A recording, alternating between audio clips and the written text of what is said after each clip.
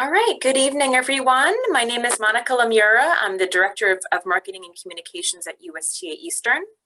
And tonight we are talking about injury prevention and the best ways to stay safe and healthy on court. With us tonight, we have Dr. Alexis Colvin. She is a professor of orthopedic surgery and associate dean for Alumni Affairs at Mount Sinai. She is the chief medical officer for the US Open, the team physician for the US Billie Jean King Cup team, and previously was the chief medical officer for the USTA.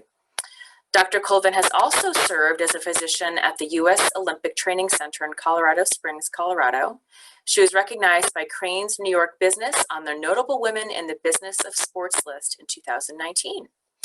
We also have Dr. Melissa Leber. Good evening. Dr. Leber is board certified in both sports medicine and emergency medicine. She is an associate professor of orthopedics and emergency medicine at the Icahn School of Medicine at Mount Sinai, as well as the director of the emergency department, sports medicine. Okay, so I'm going to kick it over to you ladies to take us through the presentation. Okay, good evening, everyone. I'm just going to share my screen.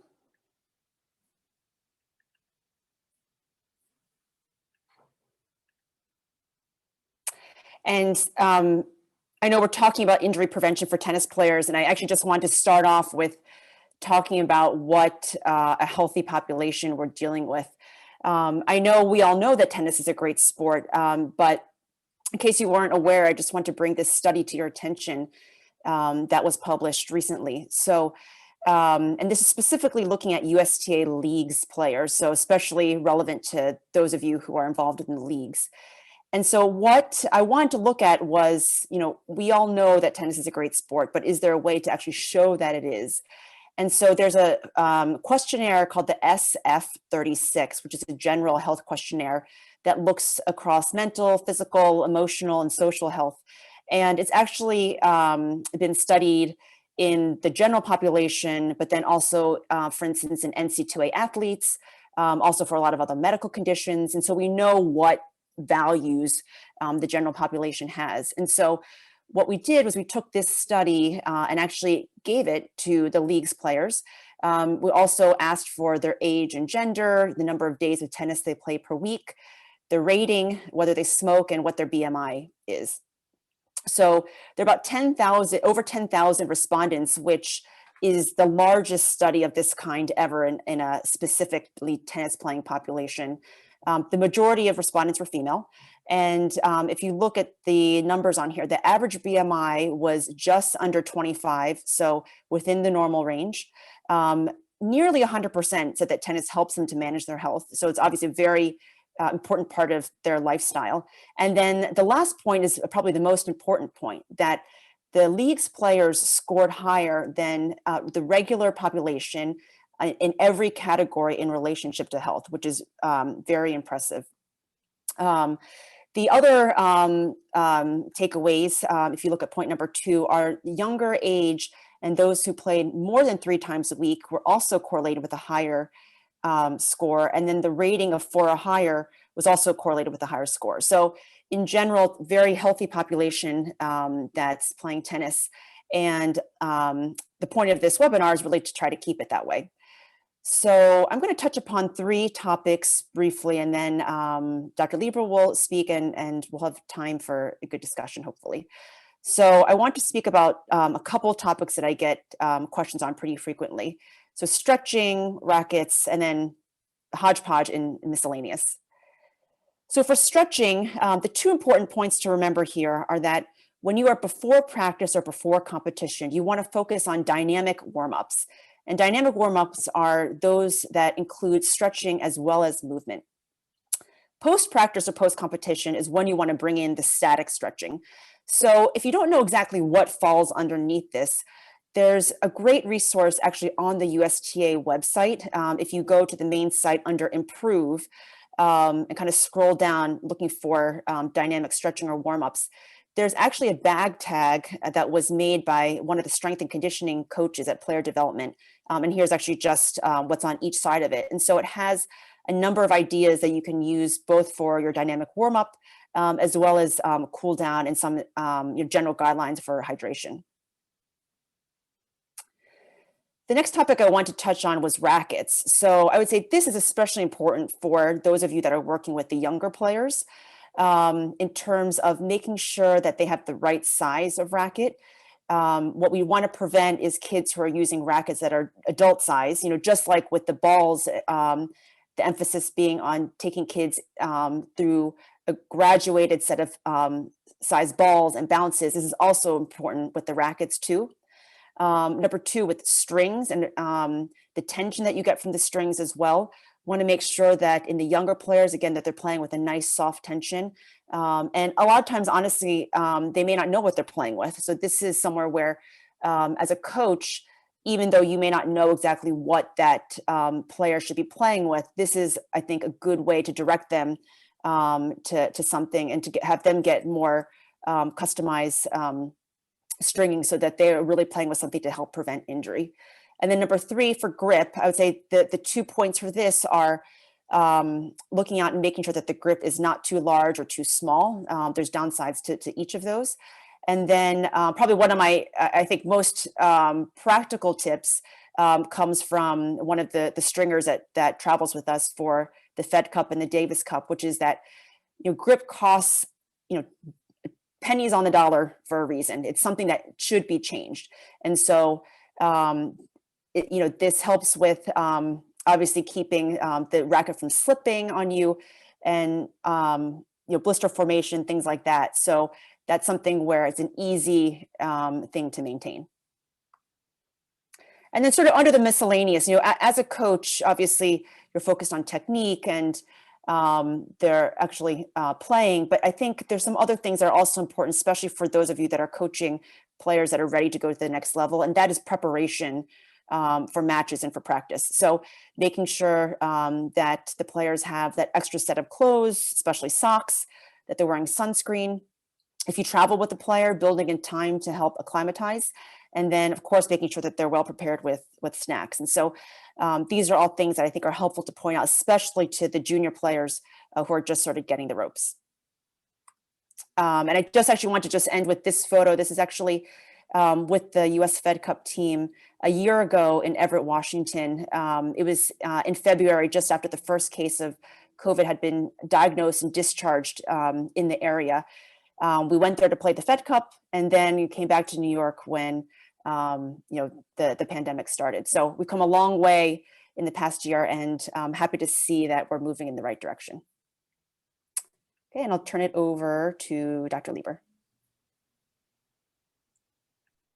Hello, let me just share my screen here. Hi everyone, I'm Dr. Melissa Leber, and I just wanted to go through some questions that some of your players and athletes may have, but also some that you guys may have as well. So should they take nutritional supplements, and what will make them a better player? So you should know that a lot of your younger kids, especially the high schoolers, are taking some kind of a nutritional supplement, whether it be caffeine or creatine. 40% of them are on it. On a survey of Olympic powerlifters, 195 out of 198 said they would take a banned substance even if they knew they wouldn't get caught. So people are desperate to perform. And then on another study, if they could give you a pill that would make you an Olympic champion, but then would likely kill you, would you take it? And the majority said yes. And I think that's very interesting to show just how badly people want to become really good athletes and successful athletes. Although some would argue that an Olympic athlete is different than the athletes that we all may be dealing with, but just so you know. So creatine has been shown to be an okay supplement. It seems to increase lean body mass and increase high intensity exercise capacity and may decrease injury, although unlikely. So if someone asks you about creatine, you can tell them this is okay to take. Caffeine, there's a lot of evidence to show that caffeine really does work well. We recommend it in athletes over age 13, although most athletes, I would say, are using some form of caffeine before they have a match, and it does improve their athletic performance. I would just say that a lot of your younger athletes will like taking these energy drinks, and I just want to point out the amount of caffeine that's in this one 24-ounce energy drink And then, and then there's 3 servings of the 80 milligrams of caffeine. And so that's a total of 240 milligrams of caffeine in one energy drink, which is a lot of caffeine. So if your athlete has palpitations or anything like that after they drink their energy drink, you can understand why, but I would just make them aware of that. And just in summary about caffeine, it has stimulant properties. It's easy to become tolerant. It does improve exercise endurance and performance. So how can you prevent injury in your athletes? You want to monitor their training workload, make sure they're progressing slowly, especially if they've been indoors for the entire pandemic.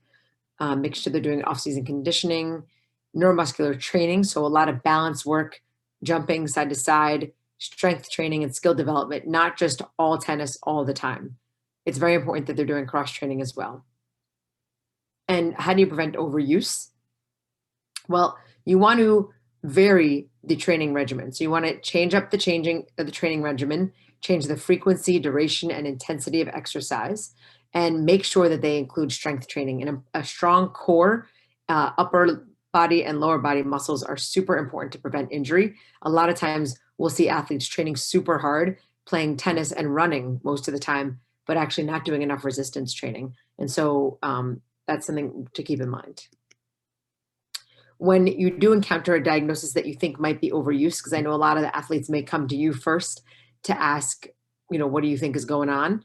And so a lot of overuse pain happens at tendons. It's usually a gradual onset, so not acute onset while playing on the court. And they may have some tenderness and swelling, but usually they can finish their game or their practice. So that's more overuse. Someone who has an injury that you want them to stop, really, they're not able to continue playing.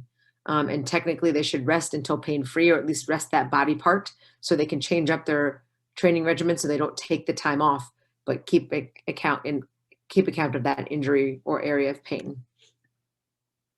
So just a little graph to show you. So 90% of pain is going to be from overuse and 10% structural issues, where overuse is usually bilateral or may not be bilateral all at that same time, but they may have had it in the other knee or the other wrist a year ago, kind of thing. And I said before, overuse is usually gradual onset and occurs during times of growth. If you have a child that you're playing with, both can cause tenderness and edema. So that's edema is swelling, not as helpful. So when can you start weightlifting? I get this question all the time from parents. And the question is actually all kids can do some form of weightlifting, even your youngest kids, but you want to make sure they're not doing any heavy lifting like powerlifting and bodybuilding until they're skeletal and mature, which is usually at least over age 14, if not over 16. So definitely some resistance training and strength training. You can see here this person doing TRX rows, but body weight exercises definitely can start at a young age, and certainly light weights can start at a young age. In terms of the hot days coming up this summer, what should you know? You should know that if you have an athlete that has a match, make sure that they're drinking water and electrolyte beverages before their match, not just during the match. It's super important. Usually for a really hot day, hydration starts the day before the match. For a very physically active adult, they need 6 liters of water a day. So in general, you want to tell your players to drink to thirst. But in general, if you have someone who's much older, probably 60s, 70s, 80s, and they're playing tennis, their thirst sensitivity decreases as they get older. So they probably should know how much they need to drink in a certain match ahead of time, because they may not be as thirsty as someone who's younger. And then we say a 3-to-2 ratio of sports drinks to water. So it is good, especially on a hot day, to have sports drinks. And that way they can replace electrolytes and especially sodium. And if they don't like sports drinks, they can definitely put a half packet of salt in their water bottle to make sure they're not losing too much salt in their sweat. And that's all I got for you. And I think Alexis, Dr. Colvin, and I will take some questions. Great. Okay, so let's turn it over to the chat and see if we have any. I know we had a few that had come in before. Do you recommend coaches carry packets of salt with them at all times or just during the hottest days of summer? That's a great question. I think depends on how well you know your athletes. If you don't know them well, I would just probably have it ready, but you never really know when someone's going to start cramping. And so the salt can definitely help to put it in their water bottle if they start cramping. Although once they start cramping, it's almost too late to fix the problem. So in that case, I would just try and educate your athletes ahead of time to make sure they have salt and or electrolytes in their drink. So it's not something hard to carry. If you take those little restaurant packets of salt, it's pretty easy to have in your pocket. So maybe that's a good idea. Next question is, how long do you recommend an athlete stretch for after practice? Is there a playing to stretching ratio?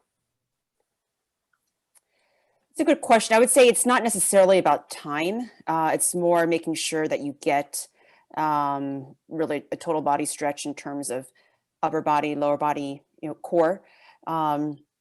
So it's more that you're covering all the bases as opposed to time.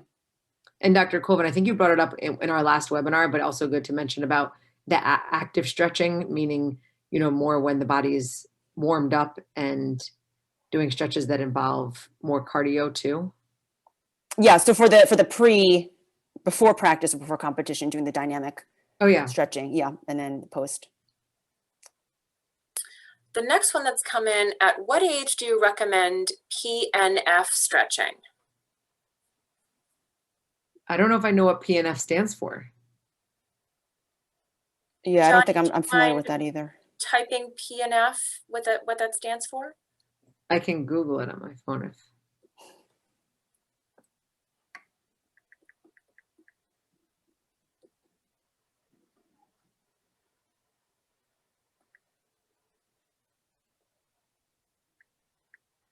Oh, proprioceptive neuromuscular facilitation. Interesting. Yeah, I'm not familiar with it either. I would say there's a lot of different philosophies in terms of types of stretching or method and that sort of thing. So it's probably more individualized. I'm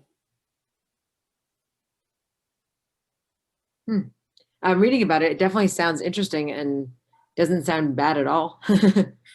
So that's the same as the CRAC method? What came into the chat? The CRA.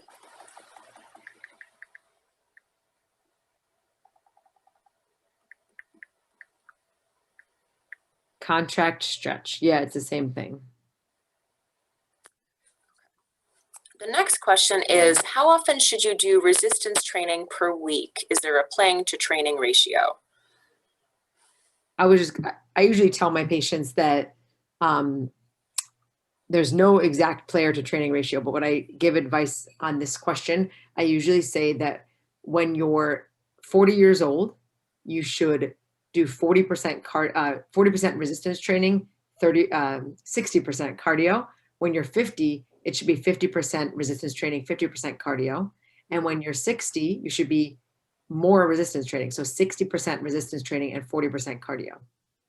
So the resistance training actually gets more important as you get older. And the reason that is because we know that resistance training helps improve bone strength, not just muscle strength. It actually helps improve the quality of your bone. So it definitely can help as people get older and develop more osteoporotic bone. Yeah, that's a good point. I would also add in that there are national guidelines too in terms of how much you should be doing cardio, how much you should be doing strength training as well. But obviously that's more generalizable to the regular public as opposed to more competitive athletes. The next question is, what kinds of cross-training exercises do you recommend for juniors? Is it different from adult players?